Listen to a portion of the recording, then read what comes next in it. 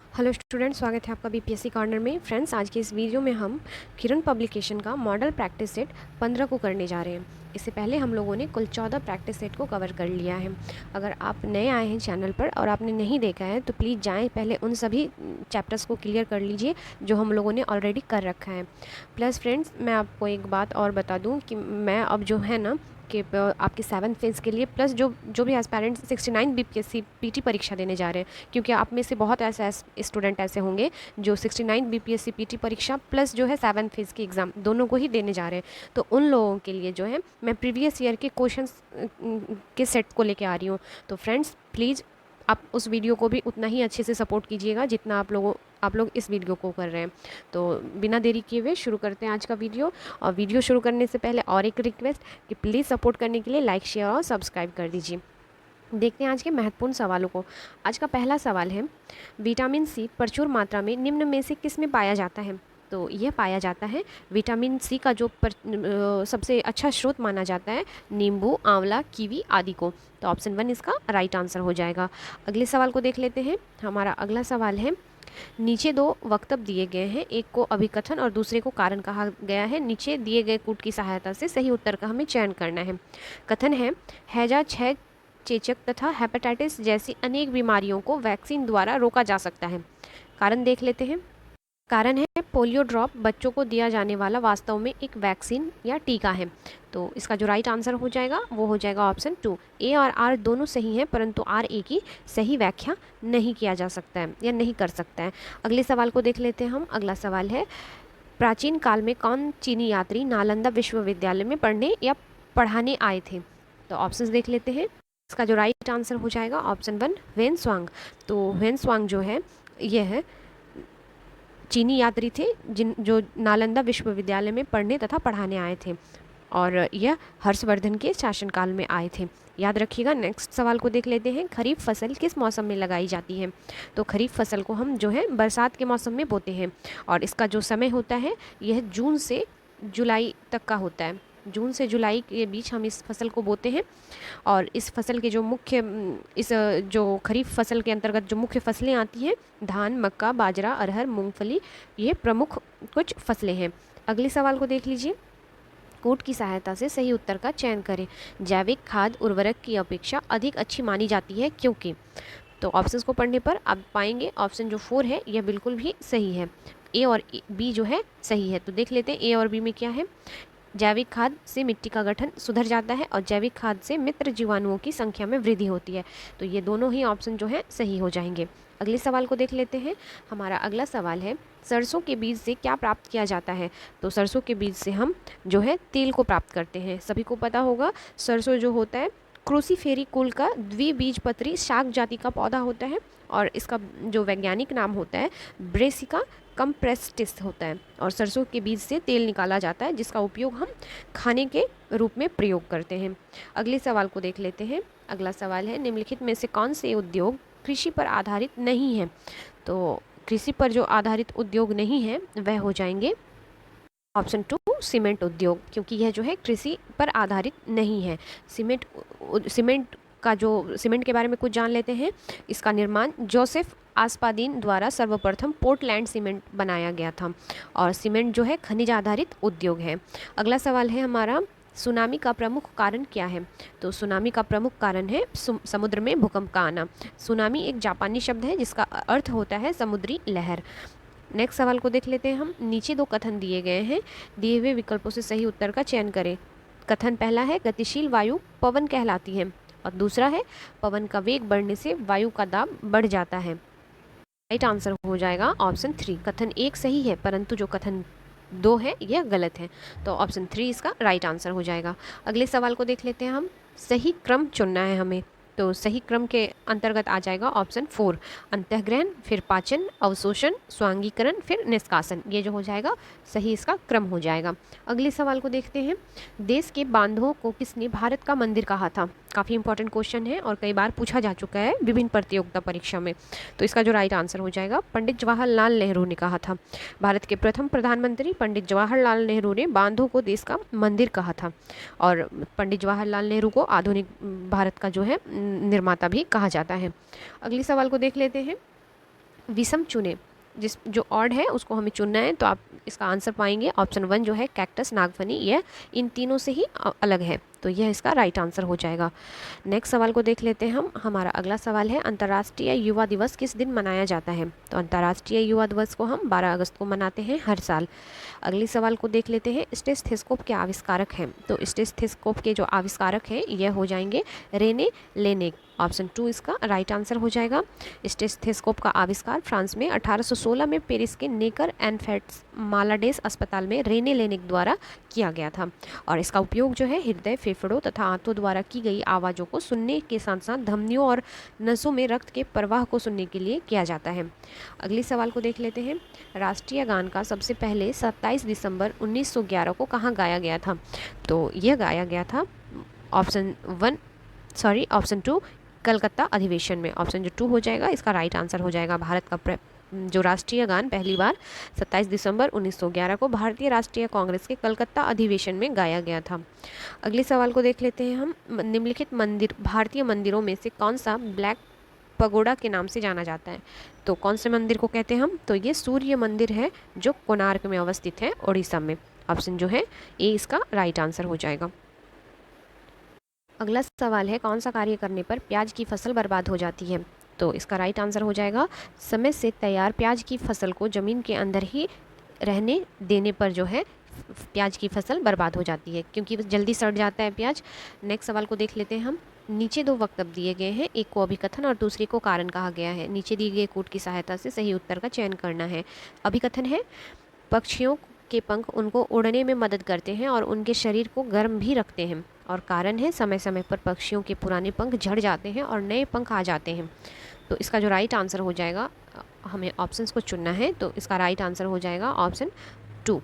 ए और आर दोनों सही हैं और आर ए की सही व्याख्या नहीं करता है। नेक्स्ट सवाल को देख लेते हैं हम। नेत्रहीन बच्चों को किस लिपि में शिक्षा दी जाती है? तो इनके लिए जो है ब्रेल लिपि का यूज़ करते हैं हम। ब्रेल लिपि के द्वारा जो है नेत्रहीन बच्चों को पढ़ाया जाता है।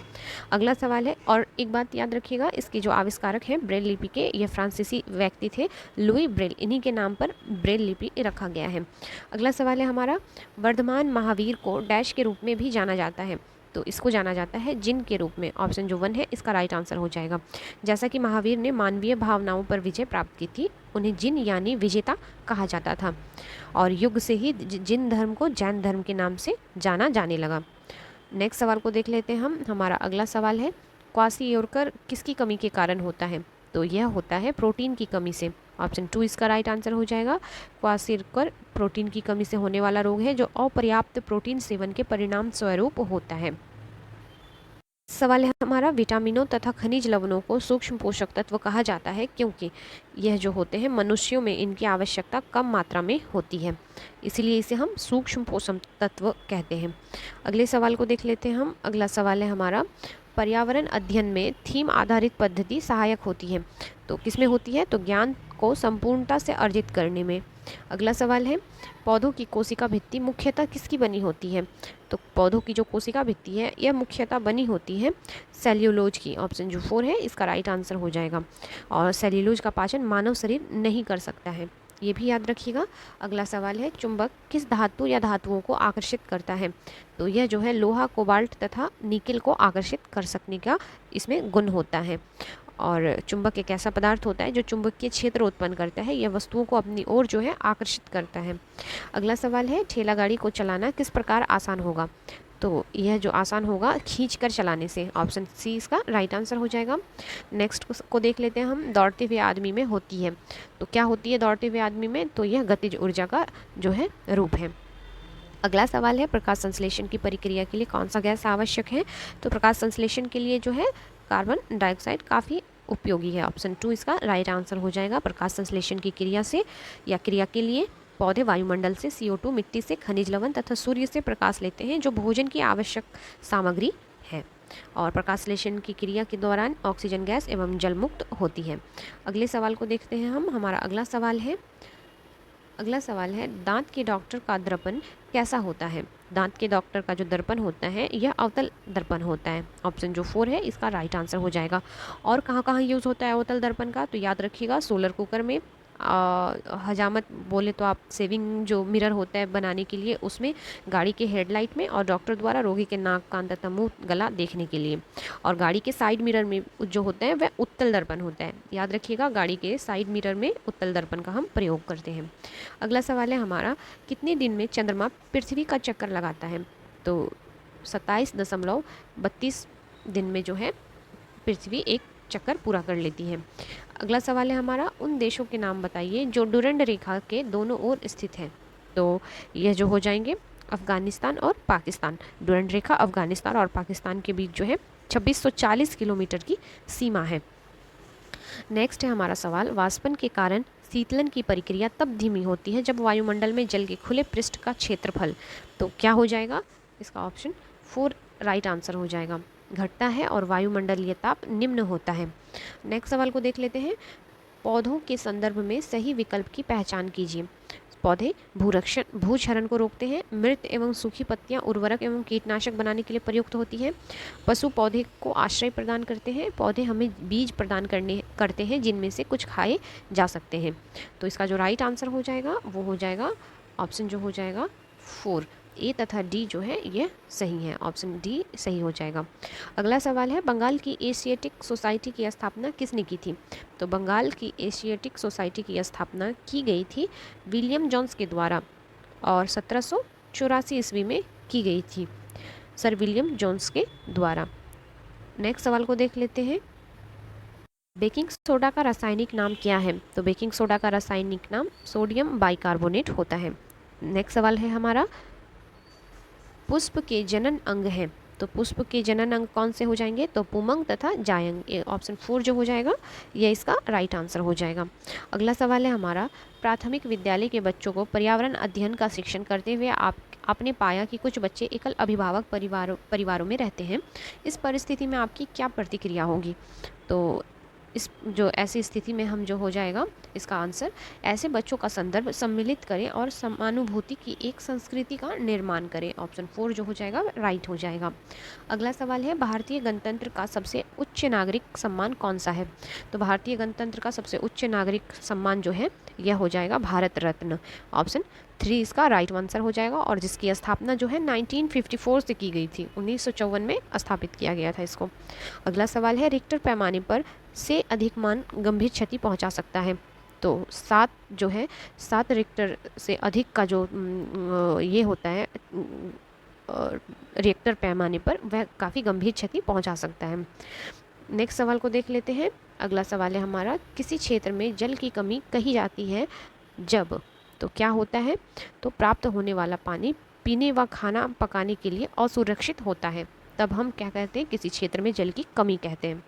अगला सवाल है, नीचे 2 कथन दिए गए हैं, विकल्पों से सही उत्तर का चयन करना है। हमारे भोजन शरीर के लिए एक ईंधन है और हमारे शरीर में भोजन ऑक्सीजन से अभिक्रिया कर अपघटित होता है और ऊष्मा उत्पन्न होती है।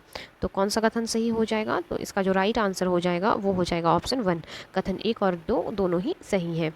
अगले सवाल को देख लीजिए, डब्बा वाला नाम किस शहर से संबंध रखता है। डब्बा वाला, तो इसका राइट आंसर हो जाएगा ऑप्शन 4 मुंबई। मुंबई में जो है डब्बे वाले खाने के डिब्बे लंच बॉक्स का वितरण और वापसी के लिए एक प्रणाली का गठन करते हैं, इसलिए मुंबई को जो है डब्बे वाले शहर के नाम से हम जानते हैं।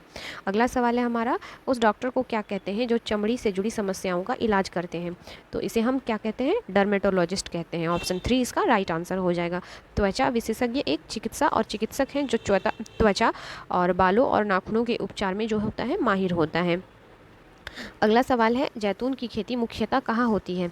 तो इसकी खेती मुख्यतः भूमध्य सागर का क्षेत्र जो होता है वहाँ इसकी खेती अत्यधिक मात्रा में की जाती है। जैसे कि वर्तमान में जैतून के सबसे बड़े उत्पादक देश के रूप में देखें तो हम पाएंगे इटली, मोरक्को, तुर्की और ग्रीस हैं।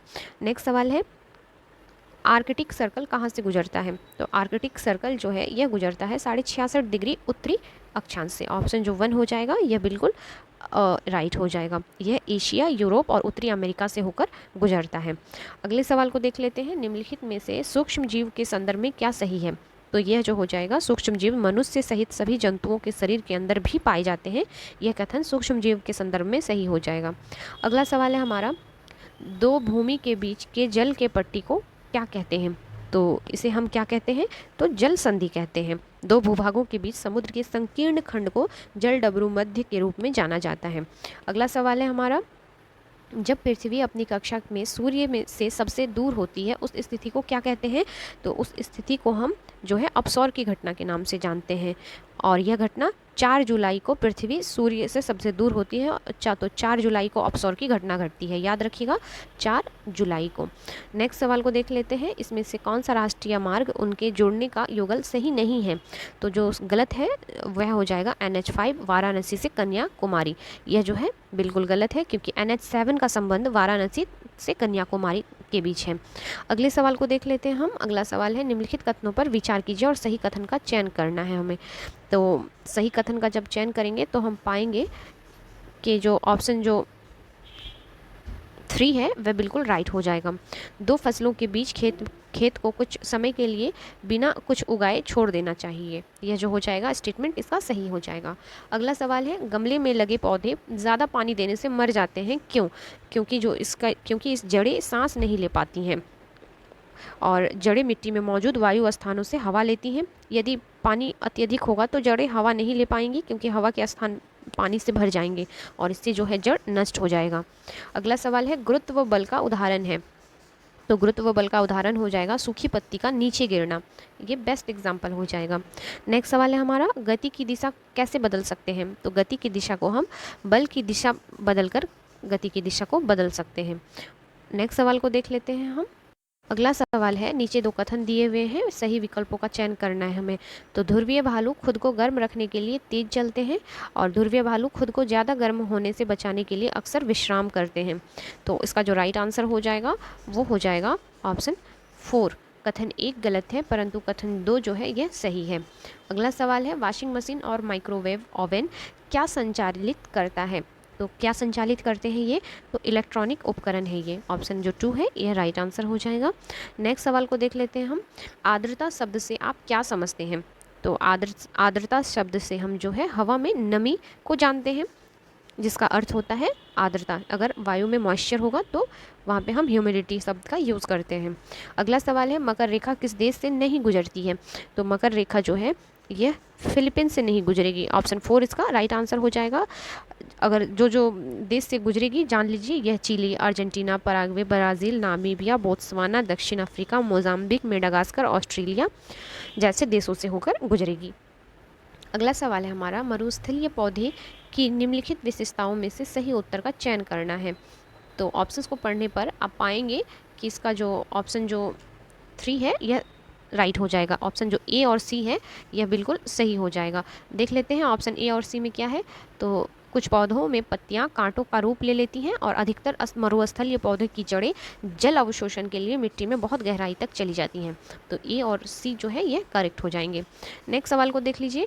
जूनागढ़ शिलालेख, जिससे पहला शिलालेख माना जाता है, किस भाषा से संबंधित है?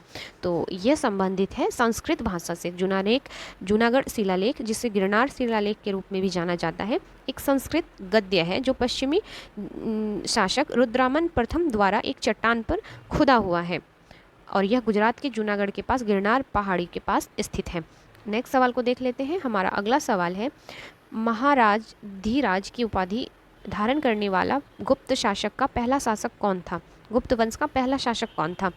तो यह थे चंद्रगुप्त प्रथम। चंद्रगुप्त प्रथम ने 320 से 35 के बीच जो है शासन किया था और यह घटोत्कच का पुत्र था और श्रीगुप्त का पोता था, जो गुप्त वंश के पहले ज्ञात शासक थे। अगले सवाल को देख लीजिए। अगला सवाल है, निम्नलिखित में से कौन सा राज्य में जूट का सबसे बड़ा उत्पादक है? तो भारत में जो जूट का सबसे बड़ा उत्पादक राज्य है यह है ऑप्शन 2 पश्चिम बंगाल। पश्चिम बंगाल जो है एक जूट उत्पादन, एक श्रम प्रधान उद्योग वाला जो है राज्य है और देश में लगभग 70% जूट मिलें यहीं पर अवस्थित है। नेक्स्ट सवाल को देख लीजिए। कर्क रेखा के सिवाय निम्नलिखित सभी राज्यों से होकर गुजरती है। तो कहाँ से नहीं गुजरती है कर्क रेखा? तो कर्क रेखा जो है यह उसका राइट आंसर हो जाएगा हरियाणा से। ऑप्शन जो 3 है वह इसका राइट आंसर हो जाएगा। और कर्क रेखा जो है भारत के मध्य से होकर गुजरती है और कुल 8 राज्यों से होकर गुजरती है। ये 8 राज्य कौन से हैं? गुजरात, राजस्थान, मध्य प्रदेश, छत्तीसगढ़, झारखंड, पश्चिम बंगाल, त्रिपुरा और मिजोरम। याद रखिएगा, काफ़ी इंपॉर्टेंट सवाल है। नेक्स्ट सवाल को देख लीजिए। किस वर्ष में इंदिरा गांधी विकास अनुसंधान संस्थान IGIDR का उद्घाटन किया गया था? तो यह किया गया था 1987 ईस्वी में। अगला सवाल है, निम्नलिखित में कौन छठ पूजा के गीतों की प्रसिद्ध गायिका है?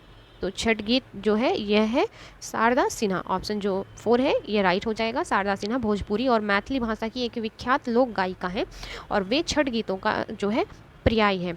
और छठ कहाँ से रिलेट है? तो यह बिहार का जो है मुख्य पर्व है। नेक्स्ट सवाल को देख लेते हैं हम। निम्नलिखित में कौन सा राज्य भारत में बॉक्साइट का सबसे बड़ा उत्पादक है? काफ़ी इंपॉर्टेंट सवाल है। तो जो ओडिशा हो जाएगा यह बॉक्साइट का सबसे बड़ा उत्पादक प्रदेश है।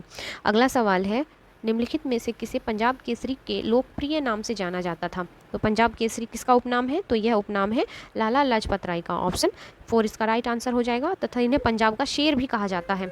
सवाल है, प्रधानमंत्री सहित मंत्रिपरिषद में मंत्रियों की कुल संख्या लोकसभा के सदस्यों की कुल संख्या के डैश से अधिक नहीं हो सकती। तो कितने से अधिक नहीं हो सकती? तो ये 15% से अधिक नहीं हो सकती। और मूल संविधान में मंत्रिपरिषद में सदस्यों की संख्या निर्धारित नहीं थी। नेक्स्ट सवाल को देख लेते हैं हम। हमारा अगला सवाल है, भारतीय संविधान का निम्नलिखित में से कौन सा अनुच्छेद शिक्षा का अधिकार प्रदान करता है? तो यह करता है अनुच्छेद 21 को। ऑप्शन जो 4 है यह इसका राइट आंसर हो जाएगा। 86वें संविधान संशोधन 2002 को शिक्षा के अधिकार को संविधान के भाग 3 में मौलिक अधिकार के रूप में शामिल किया गया है और जिसके तहत जो है 6 से 14 वर्ष के बच्चों के बीच शिक्षा के अधिकार को मौलिक अधिकार बना दिया गया है। अगले सवाल को देख लीजिए। अगला सवाल है, धमनियाँ अपेक्षाकृत छोटी रक्तवाहिकाओं में विभाजित होती है। ऊतकों तक पहुंचने पर वे और भी बहुत पतली नलियों में विभाजित हो जाती हैं जिन्हें डैश कहा जाता है। तो इन्हें हम क्या कहते हैं? केशिकाएं। ऑप्शन जो 2 है यह राइट आंसर हो जाएगा। और रक्तवाहिकाएं 5 प्रकार की होती हैं। धमनियाँ जो रक्त को हृदय से दूर ले जाती हैं और धमनी कोशिकाएँ जहाँ रक्त और ऊतकों के बीच पानी और रसायनों का आदान प्रदान होता है। और सूक्ष्मता शिरा और धमनियाँ जो कोशिकाओं से रक्त को वापस हृदय की ओर लेके आती है। अगले सवाल को देख लीजिए। हमारा अगला सवाल है, साइमन कमीशन में भारत भेजा गया था। तो साइमन कमीशन कब भारत आया था? तो यह आया था ऑप्शन 4 1928 में। साइमन कमीशन का भारत में आगमन 1928 ईस्वी को हुआ था। वहीं अगर साइमन कमीशन की अगर गठन की बात करें तो 1927 ईस्वी को इसका गठन किया गया था। नेक्स्ट सवाल को देख लेते हैं हम। हमारा अगला सवाल है, नीति आयोग का गठन किस वर्ष किया गया था? इसका गठन नीति आयोग का गठन जो है 1 जनवरी 2015 को किया गया था। ऑप्शन जो 4 है इसका राइट आंसर हो जाएगा। और नीति आयोग का फुल फॉर्म हमेशा पूछा जाता है तो याद रखिएगा, national institution for transforming India. ये नीति आयोग का जो है फुल फॉर्म हो जाएगा। अगला सवाल है, जोग जलप्रपात निम्नलिखित में से किस राज्य में स्थित है? तो जोग जलप्रपात जो है कर्नाटक में अवस्थित है। अगला सवाल है, नई दिल्ली में इंडिया गेट स्मारक को किस युद्ध में मारे गए भारतीय सैनिकों की याद में बनवाया गया था? तो यह बनवाया गया था प्रथम विश्व युद्ध में।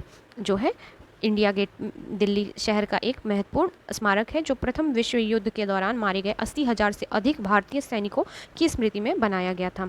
अगले सवाल को देख लेते हैं। हमारा अगला सवाल है, अंतर्राष्ट्रीय मुद्रा कोष के विशेष आहरण अधिकार का मूल्य मुद्राओं के जिस समूह को द्वारा निर्धारित किया जाता है उसमें कितनी मुद्राएं होती हैं?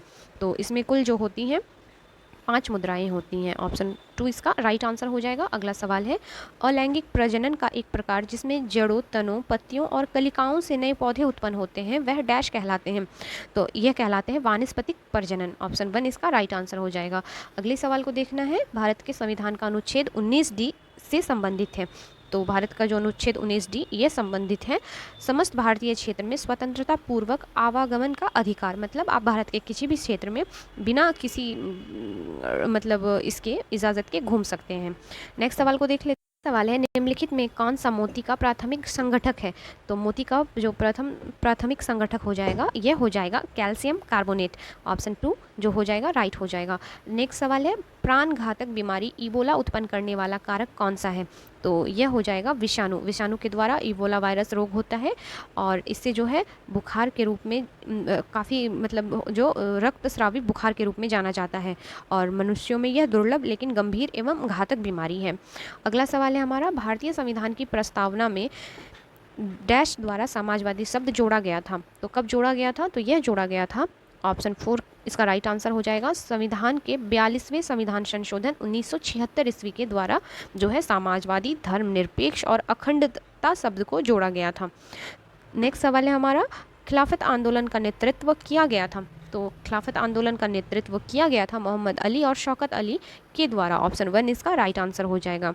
और खिलाफत आंदोलन जो कि 1919 से 24 के मध्य चला, इसमें जो है तुर्क साम्राज्य में के संभावित विघटन और प्रथम विश्व युद्ध के अंत में तुर्की खलीफा के उन्मूलन के परिणाम स्वरूप भारतीय मुसलमानों के बीच असंतोष एवं उत्तेजना को संदर्भित करता है। तो ये रहे फ्रेंड्स आज के मोस्ट इंपॉर्टेंट क्वेश्चन। सेशन कैसा लगा प्लीज़ कमेंट करके बताएं।